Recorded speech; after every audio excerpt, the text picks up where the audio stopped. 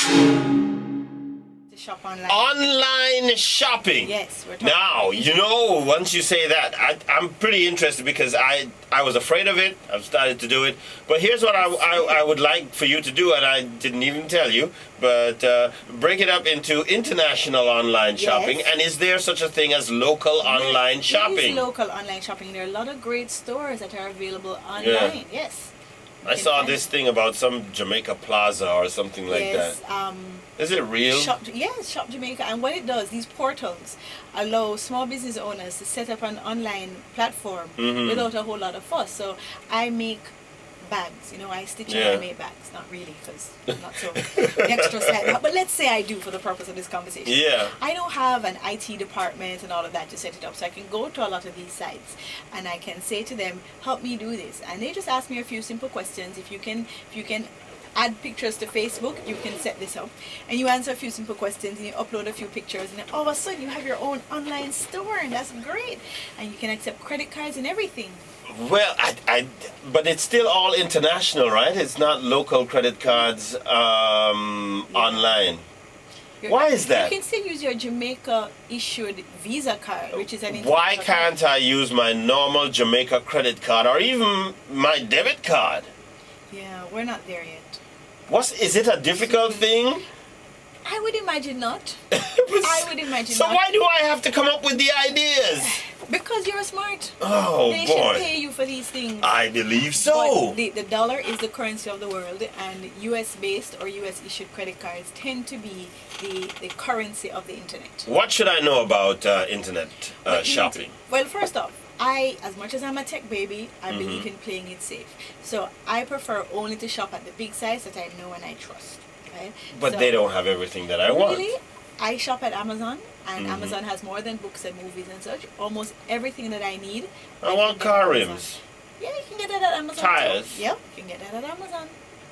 So I prefer the big sites. But if it is that you want to go around and you want to look for a specialty site, you want to make sure that they have SSL encryption. Now, I know you like SSL the meaning of encryption. acronyms. Secure Sockets Layer. Now, when you go to the URL, you're going to see HTTPS. Right. When you see that little S, you know. I learned about that. Yes, it's not just HTTP. No. You want to see HTTPS, and you want to see the little padlock. You want to see the little padlock in the status bar. Right. Okay.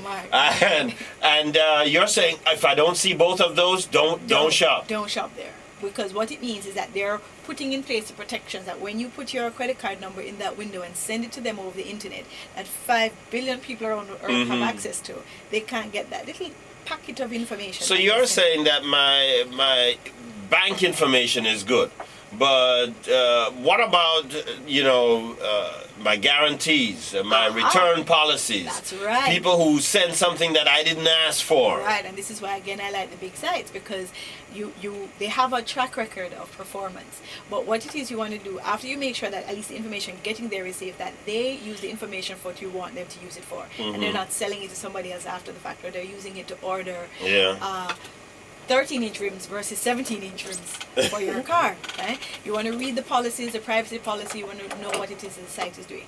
Get recommendations. Now, most of our listeners aren't early adopters, so that means that somebody somewhere has tried it already. Find them, ask them if they've tried it, if they liked it before you try it yourself.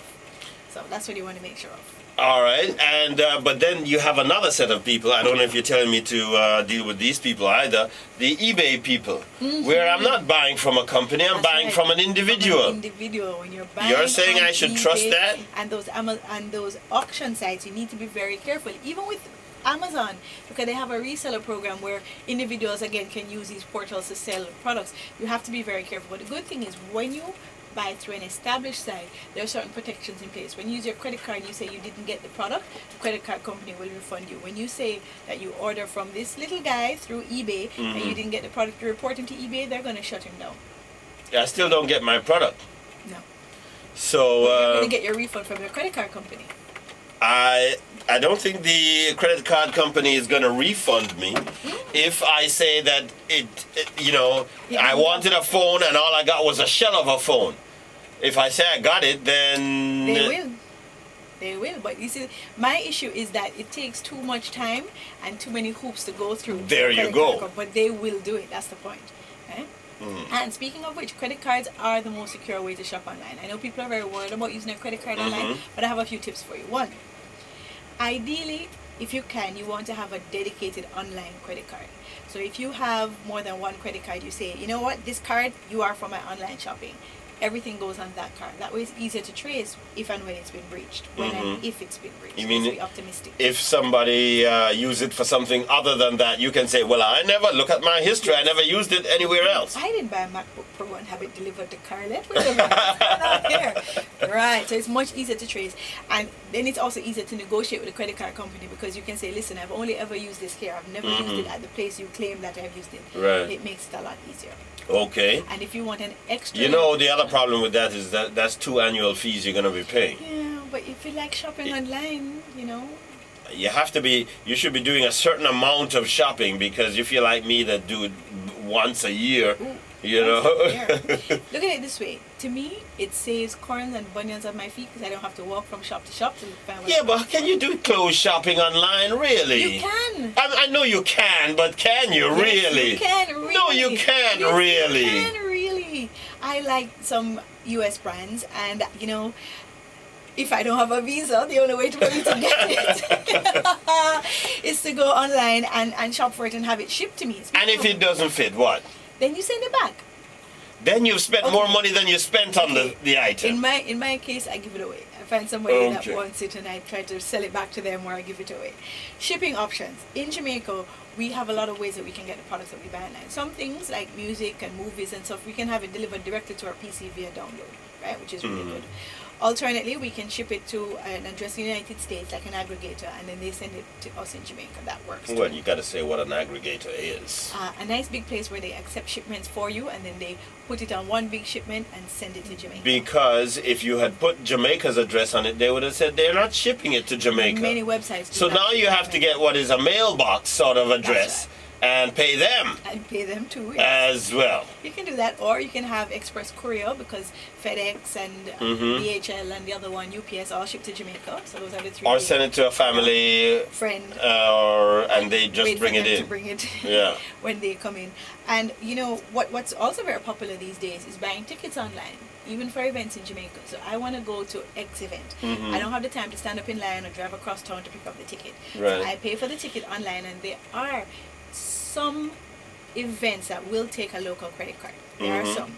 And then when you go to the event, you just carry the printout of your purchase online, you bypass the ticket line, and you go straight into the event. Isn't that cool? That is cool. Yeah, that is cool. I didn't know there was a lot of that going on. I hear some people give out telephone numbers. Those big time festivals. Big festivals, yes. Maybe we can try it for, an upcoming room. I'll give it a try if you think that a lot of people want to do that. But I think that they need to set up a way for a local company to accept a local credit card and deliver through courier locally so that the convenience is really there. Yes.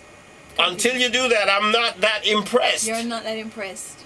I'm impressed with shopping overseas and then getting it here. Yes. I will jump through those hoops. But if you have a local thing and you want to send me a basket of whatever it is, I want to use a local credit card. Multi-link debit card. That's There you go. Okay. Yes. That's what I want to do. Listening? I'm sure they're listening and they're going to work it out for us. Alrighty. I have one more thing to tell you. What was that? If it is that you don't have a credit card or you don't want to use a credit card, you can use, and I hope I can say this on air, the online version of a condom.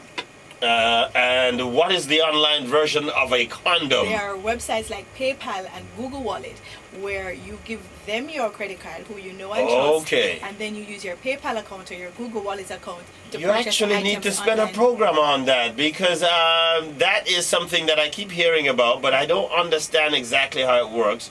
I get you now. You're saying I give them their little bank. Yes. I put my money in their little bank. Your money in their little and they pay out the money when I tell them to. So if someone steals the information, they're stealing PayPal's information and not yours. You're what they call themselves? I just call it PayPal. And what was the other one? Google Wallet. Google Wallet. But PayPal is the industry standard right now. Okay. Industry standard. Do you have a PayPal account? No, I do not. When I've done it, I've used a credit card, and it has always worked. I've never had a problem. Oh, I had a wish I could say the problem same. once when they said, well, that credit card was not issued in the United Yes, States. that's always an issue, isn't it? So then I had to come up with another plan. Yes. You see, they make you do these almost bandulu things just to be legitimate. They're trying to protect you. They're trying to protect the merchant because a number of the credit cards that are issued outside of the United States, all our listeners notwithstanding, are fraudulent cards because persons make up numbers and rip credit cards, especially. But can't they check it immediately? Yes, they didn't check it immediately for you. Like when you're putting in the number, it just come up and say, no, you can't use this card. Yes. Right. See, that is immediate. So then they don't have anything to worry about. But they should be able to check with my bank. Yes, they should be able to call up the Right. bank and say, that's not in place. Soon,